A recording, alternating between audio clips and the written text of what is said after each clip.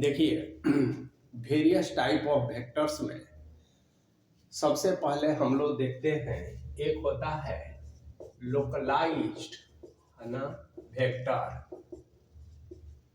अब ये क्या होता है समझना है।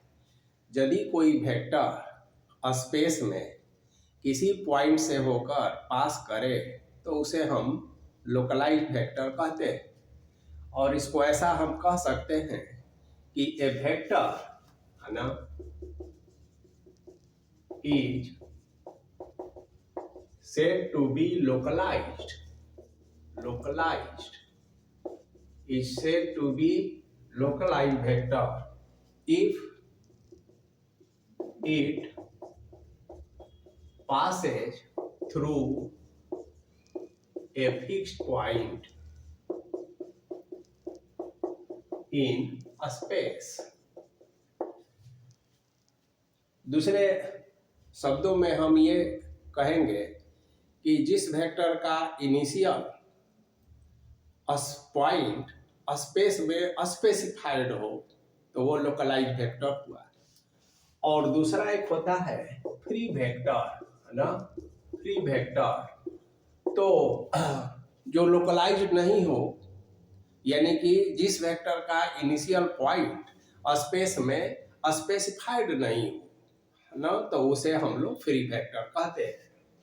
तो ए वेक्टर ऐसे लिखेंगे, a vector is said to be free vector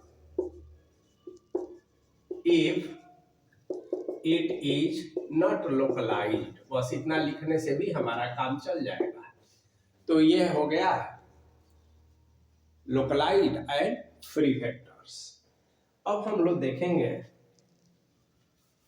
कि जीरो वेक्टर या नल वेक्टर क्या होता है। तो देखिए, दूसरा जो है जीरो या नल वेक्टर। अब देखिए, नाम से ही स्पष्ट है कि जिस वेक्टर का मैग्नीट्यूड जीरो हो तो उसे जीरो वेक्टर कहेंगे। और जीरो वेक्टर चूंकि एक वेक्टर है तो इसका जो डायरेक्शन है वो इनडिटरमिनेट है, मतलब कि वो निर्धारित नहीं है, वो अनिश्चित है, लेकिन है, डायरेक्शन है। तो हम इसे कह सकते हैं कि a vector whose magnitude is zero is called zero vector.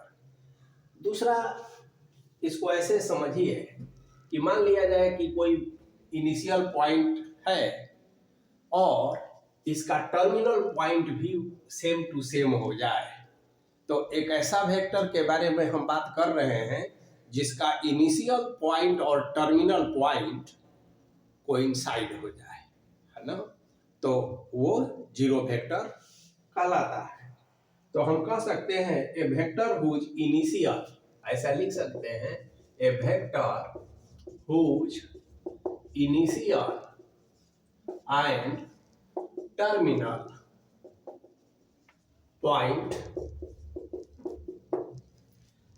ठीक है, कोइंसाइड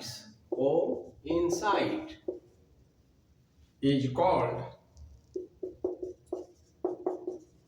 जीरो वेक्टर,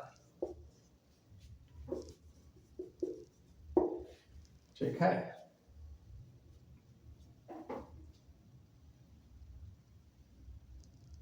या दूसरा तरीका है ए वेक्टर हुज मॉडुलस या magnitude is zero and direction is indeterminate is called zero या नल वेक्टर। अब देखिए, it is denoted by, zero vector को हम लोग कैसे डिनोट करते हैं, तो कैपिटल लेटर और वो भी बोल्ड के द्वारा, है ना, ऐसा। और बार बार ऐसा लिखना संभव नहीं है, तो आप जानते ही हैं कि जीरो लिखकर और इस पर हम एक एरो दे देते हैं, तो यह जीरो वेक्टर का रिप्रेजेंटेशन है। हम कह सकते हैं कि जीरो वेक्टर का जो इनिशियल और टर्मिनल कोइंसाइड किया, माने पॉइंट, है ना, ये पॉइंट, इसमें मानकर चलते हैं कि मैग्नीट्यूड जो है इसका जीरो है। अब दूसरा एक वेक्टर है यूनिट वेक्टर। तो देखें हम लोग यूनिट वेक्टर क्या होता है। देखिए, यूनिट वेक्टर, अब तो बहुत आसान है। ए वेक्टर whose magnitude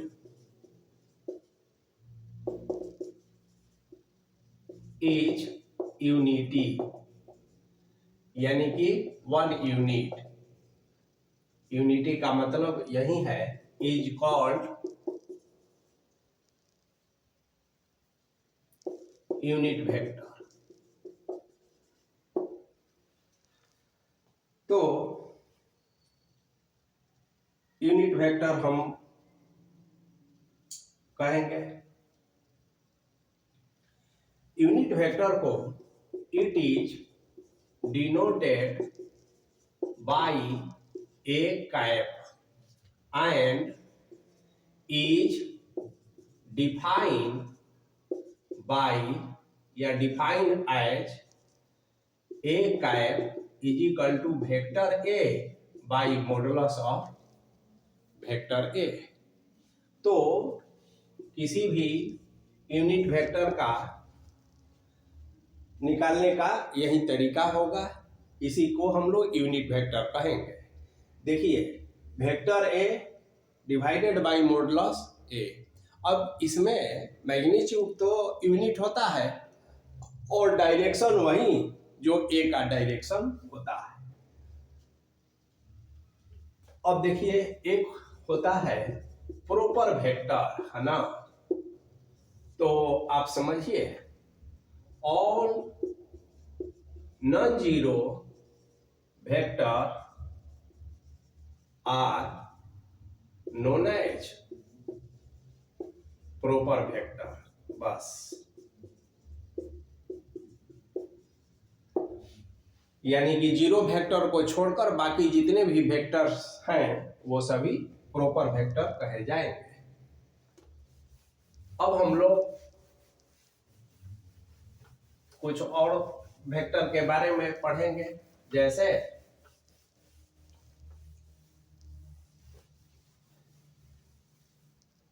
को इनिशियल वेक्टर, है ना, को इनिशियल वेक्टर्स, इसके बारे में पढ़ेंगे। तो देखिए, स्पेस में दो या दो से अधिक वेक्टर्स का इनिशियल पॉइंट यदि सेम हो तो उसे हम को इनिशियल वेक्टर कहते हैं। जैसे अगर मान लिया जाए कि यहाँ ओ हम लेते हैं, हम ए कह दिए, यहाँ बी कह दिए, यहाँ सी कह दिए, ऐसे। तो हम देख रहे हैं कि वेक्टर ओ ए, वेक्टर ओ बी और वेक्टर ओ सी, इन सभी वेक्टर्स का इनिशियल पॉइंट ओ सेम है, इसलिए ओ ए, ओ बी और ओ सी वेक्टर ये को इनिशियल वेक्टर्स कहे जाते हैं। तो अब डिफिनीशन जहां तक लिखने की बात है तो रटना नहीं है ना। तो देखिए, two or more than two vectors are said to be initial, said to be co-initial vectors if initial point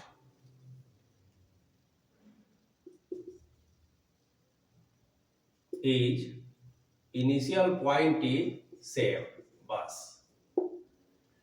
तो 2 or more than 2 vectors are said to be co-initial vector if their initial point, है ना, if their initial point is same, तो ये co-initial हो गया। अब एक होता है co-linear, है ना, co-linear,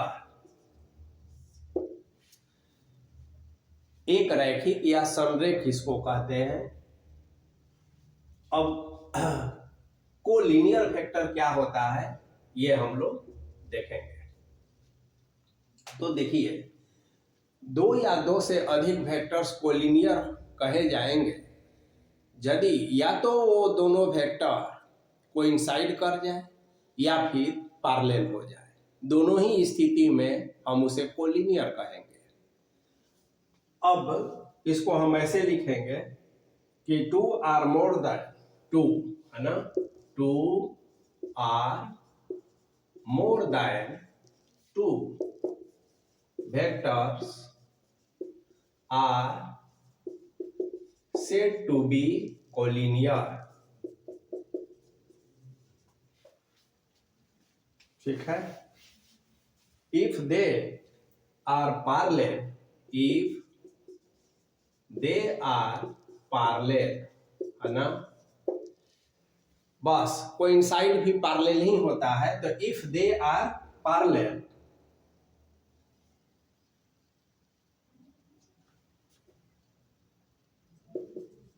irrespective of their magnitude and direction,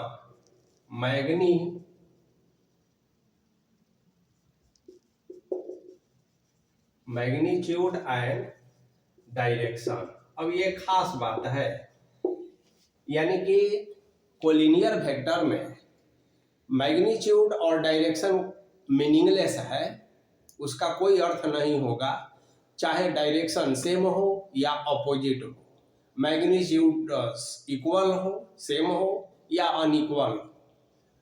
केवल हमें ये देखना होता है कि वो जो लाइंस है, जो सपोर्टिंग है, वो एक दूसरे के पैरेलल है अथवा नहीं। जैसे मान लिया जाए कि हमको इनिशियल वेक्टर का एग्जांपल के द्वारा समझे। अगर ये मान लिया जाए कि ए है, बी है, ए बी, और मान लिया जाए, ये देखिए ऐसे कर देते हैं, और ये सी है, ये डी है। फिर मान लिया जाए कि हम ए बी लेते हैं और यहां पर हम सी ले लेते हैं। अब देखिए ध्यान से, यहाँ ए बी और सी डी पैरेलल है ना, ए बी और सी डी जो है पैरेलल है। फिर तो यह जो है डायरेक्शन इसका देखिए अपोजिट है, और मैग्नीट्यूड भी सेम नहीं है। सेम भी हो सकता है, नहीं भी हो सकता है। डायरेक्शन सेम भी हो सकता है और नहीं भी हो सकता है। देखिए ये ए बी है, ये सी डी है, तो यह भी कोलिनियर है। अब ये अलग बात है कि इसका डायरेक्शन और मैग्नीट्यूड सेम है, लेकिन कोलिनियर है। सेम नहीं भी हो तो भी कोलिनियर है। तो कोलिनियर के लिए केवल हमें ये देखना है कि पैरेलल है या नहीं। अब दूसरा देखिए, वेक्टर ए सी और हम वेक्टर सी बी की बात करें या वेक्टर ए बी की बात करें, ये जो वेक्टर्स हैं तीनों, वो एक ही लाइन, इसका सपोर्टिंग लाइन सेम है, यानी कि कोइंसाइड है, तो ये भी पैरेलल है, और इसको भी हम कोलिनियर वेक्टर कहते हैं। तो ये कोलिनियर वेक्टर के बारे में हम लोगों ने पढ़ा। अब देखिए आगे, लाइक वेक्टर्स क्या होता है इसको समझिए, और अनलाइक वेक्टर। तो पहले लाइक वेक्टर के बारे में हम जानेंगे। देखिए like vectors.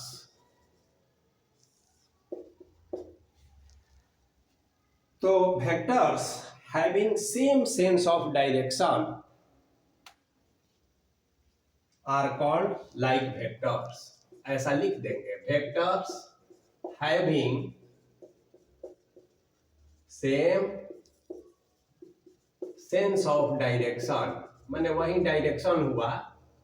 Vectors having same sense of direction are called like vectors. अब देखिए, इसमें ध्यान देने की बात यह है कि दो वेक्टर हो, अगर ये है ए बी और ये है सी और डी, दोनों का डायरेक्शन सेम है लेकिन मैग्नीट्यूड सेम नहीं है. तो मैग्नीट्यूड सेम हो भी सकता है और नहीं भी हो सकता है. मैग्नीट्यूड का कोई यहाँ रोल नहीं है, केवल डायरेक्शन जो है सेम होना चाहिए. तो हम लाइक वेक्टर्स कहेंगे. और फिर है अनलाइक वेक्टर्स, है ना, अनलाइक वेक्टर्स. तो इसका तो आसान है, जो लाइक नहीं है तो वो अनलाइक वेक्टर्स हो गया. ठीक है, तो वेक्टर्स ऐसे लिख देंगे, vectors having opposite, vectors having opposite sense of direction, sense of direction are called unlike vector, unlike vectors, है ना. या ऐसे कह देंगे, वेक्टर्स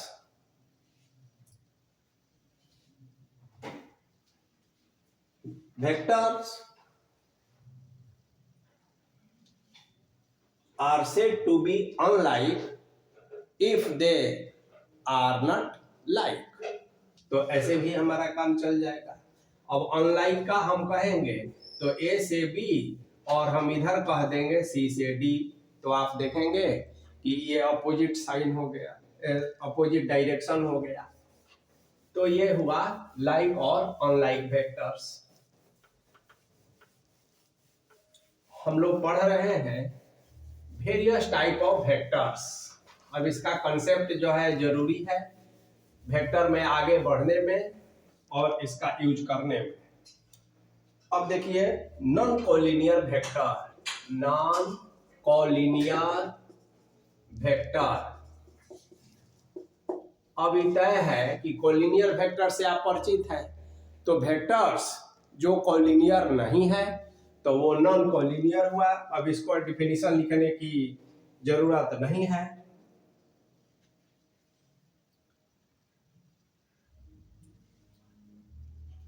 और अलग से डिफिनीशन लिखना है तो ऐसे लिख देंगे, vectors whose directions are not parallel. बात एक ही है, लाइन को हम पैरेलल कहें या डायरेक्शन को, are called non collinear, non collinear vectors.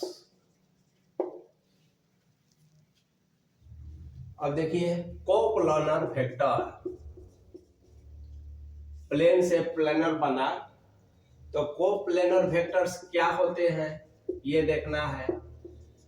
तो यदि दिए हुए दो या दो से अधिक वेक्टर्स एक ही प्लेन में हो तो उसे हम लोग कोप्लेनर वेक्टर्स कहेंगे. तो इसमें तो याद रखने में भी कठिनाई नहीं है. दो या दो से अधिक वेक्टर्स जब सेम प्लेन में हो तो उसे हम कोप्लेनर कहेंगे. और यदि डिफरेंट प्लेन में हो, और प्लेन का मतलब आप समझते हैं, जैसे अगर हम 3 डायमेंशनल स्पेस लेते हैं तो ऐसे इसको डिनोट करते हैं. यहाँ प्लेन अलग अलग है तो एक प्लेन में जो भी वेक्टर्स होंगे वो कोप्लेनर होंगे और अलग अलग प्लेन में जो वेक्टर्स होंगे वो नॉन कोप्लेनर होंगे.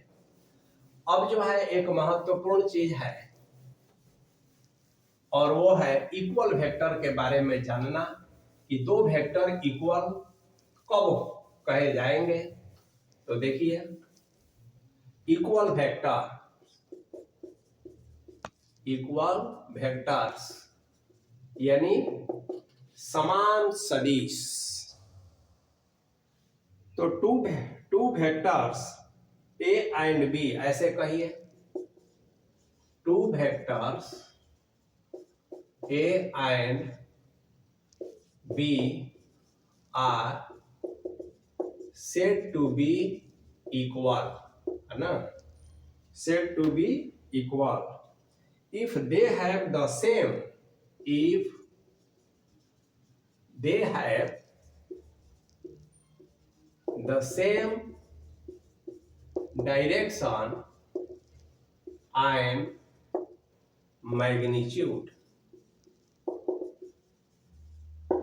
तो बहुत आसान है, जब डायरेक्शन और मैग्नीट्यूड दोनों जो है सेम हो तो उसे हम लोग इक्वल वेक्टर कहेंगे। तो इसको हम लोग ऐसे लिखते हैं, वी राइट इक्वल वेक्टर अगर है तो vector A is equal to vector B. अब यहां आप देखेंगे कि यदि हम vector A is equal to vector B लिखें तो इसका मतलब क्या हुआ, दिस इंप्लाइज दैट, देखिए ध्यान से, एक तो हुआ कि इसका जो मैग्नीट्यूड है वो इक्वल होना चाहिए, पहला चीज है कि मैग्नीट्यूड क्या होना चाहिए, इक्वल। और दूसरा है A and B have same direction. तो यदि दो वेक्टर इक्वल है तो निश्चित रूप से ये दो बातें होंगी, वेक्टर्स के मैग्नीट्यूड इक्वल होंगे और डायरेक्शन सेम। और इतना ही नहीं, यदि हम इसको उल्टा कर दें, इंप्लाइज एंड इंप्लाइज दैट, तो यदि दो वेक्टर्स का मैग्नीट्यूड इक्वल हो और डायरेक्शन जो है सेम हो तो उसे हम vector A is equal to vector B लिख सकते हैं। तो ये हुआ इक्वल वेक्टर्स। अब जो है, अब एक महत्वपूर्ण चीज है, देखिए note, equal vectors are collinear, है ना, कभी कभी ऐसा पूछ देता है, इक्वल वेक्टर्स आर कोलिनियर, पूछ देता है कि इक्वल वेक्टर है तो कोलिनियर है कि नहीं।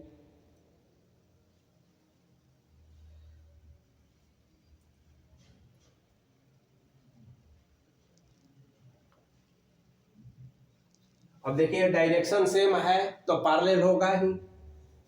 अब दूसरा देखिए, नोट 2, ये भी इंपॉर्टेंट है। अब आप देखेंगे कि it is not true, it is not true, क्या नहीं ट्रू है, that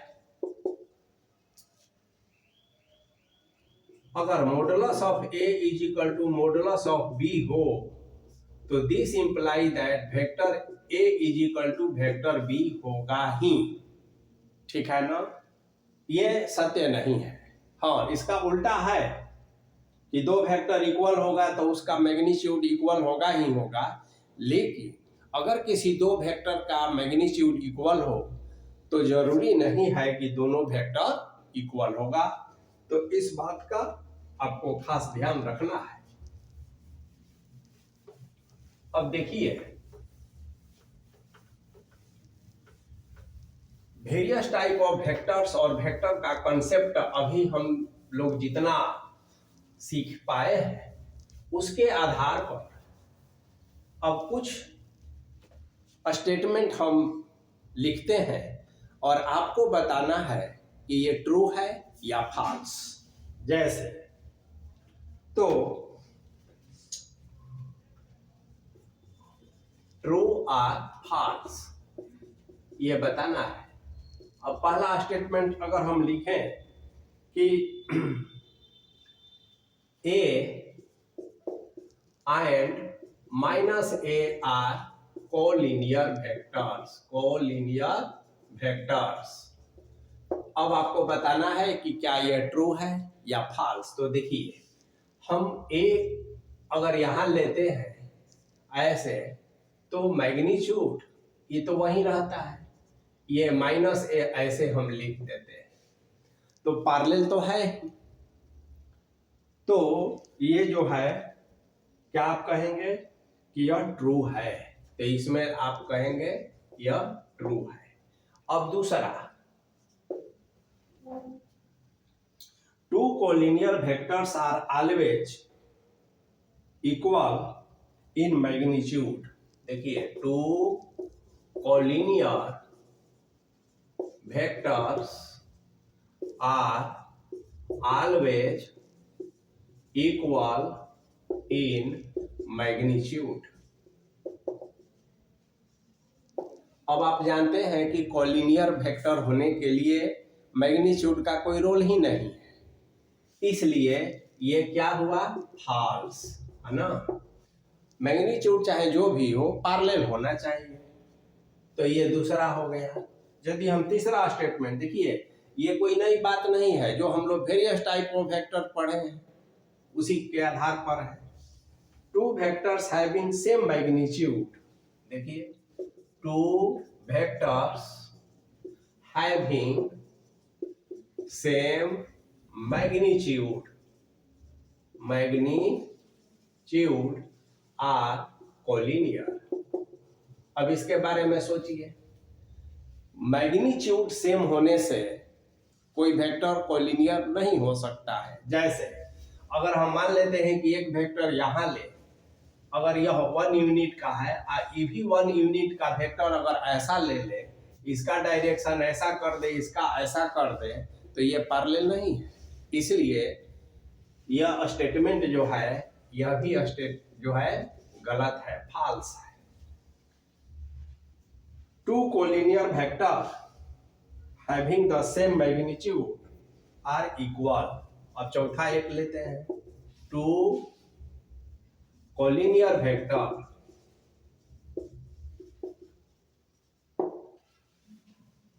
having the same magnitude, having the same magnitude are equal। अब देखिए, कोलिनियर का मतलब तो ये नहीं है कि डायरेक्शन भी सेम हो, अपोजिट डायरेक्शन भी हो सकता है, और इक्वल वेक्टर होने के लिए हमें डायरेक्शन और मैग्नीट्यूड दोनों सेम होना चाहिए, जबकि इसमें केवल मैग्नीट्यूड सेम है। इसलिए यह जो स्टेटमेंट है यह भी गलत है। तो हम लोगों ने वेक्टर के इंट्रोडक्शन, रिप्रेजेंटेशन को पढ़ा, फिर हम लोगों ने वेरियस टाइप ऑफ वेक्टर्स को पढ़ा। अब हम लोग वेक्टर्स का जो अलजेब्रा है, यानी कि basic operations on vectors, vectors को हम कैसे ऐड करेंगे, कैसे सब्ट्रैक्ट करेंगे, कैसे मल्टीप्लाई करेंगे, और उसका डिफरेंट जो यूजेज है, एप्लीकेशन ऑफ वेक्टर्स, इसके बारे में पढ़ेंगे। तो फिर नेक्स्ट क्लास में